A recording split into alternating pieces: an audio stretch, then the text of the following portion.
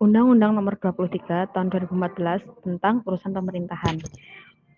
Urusan pemerintahan ini dibagi menjadi 3 urusan. Yang pertama, urusan pemerintahan absolut.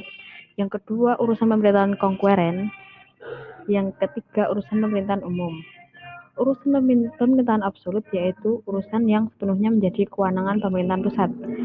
Urusan pemerintahan konkueren merupakan urusan pemerintahan yang dibagi antara pemerintahan pusat dan pemerintahan daerah.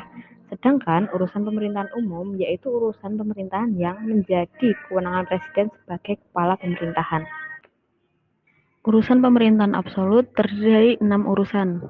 Yang pertama, politik luar negeri, misalnya kewenangan untuk mengangkat pejabat diplomatik, menetapkan kebijakan luar negeri, atau melakukan perjanjian dengan negara lain. Yang kedua, pertahanan, seperti mendirikan dan membentuk angkatan bersenjata, menyatakan damai dan perang, serta menyatakan negara dalam keadaan bahaya. Yang ketiga, keamanan, misalnya urusan untuk mendirikan atau membentuk kepolisian negara, menetapkan kebijakan nasional, dan menindak setiap orang atau kelompok yang kegiatannya mengganggu keamanan negara. Yang keempat yaitu justisi, seperti mendirikan lembaga peradilan, mengangkat hakim dan jaksa, serta mendirikan lembaga permasyarakatan. Yang kelima, moneter dan fiskal nasional, misalnya untuk mencetak uang dan menentukan nilai mata uang, serta menetapkan kebijakan moneter dan mengendalikan peredaran uang.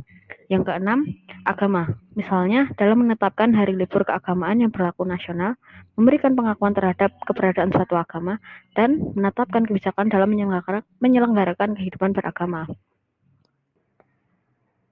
Ada beberapa tujuan umum diberikannya kewenangan kepada pemerintahan pusat dalam melaksanakan otonomi daerah. Yang pertama, untuk meningkatkan kesejahteraan rakyat. Yang kedua, untuk melakukan pemerataan dan keadilan. Yang ketiga, menciptakan demokratisasi. Yang keempat, menghormati serta menghargai berbagai kearifan atau nilai-nilai lokal dan nasional. Yang kelima, memperhatikan potensi dan keanekaragaman bangsa, baik tingkat lokal maupun tingkat nasional. Tujuan khusus yang ingin dicapai dalam memberikan kewenangan ataupun pada otonomi daerah. Yang pertama, mempertahankan dan memelihara identitas dan integritas bangsa dan negara. Untuk menjamin kualitas pelayanan umum setara bagi semua warga negara, menjamin efisiensi pelayanan umum, menjamin pengadaan teknologi yang sangat diperlukan bangsa dan negara,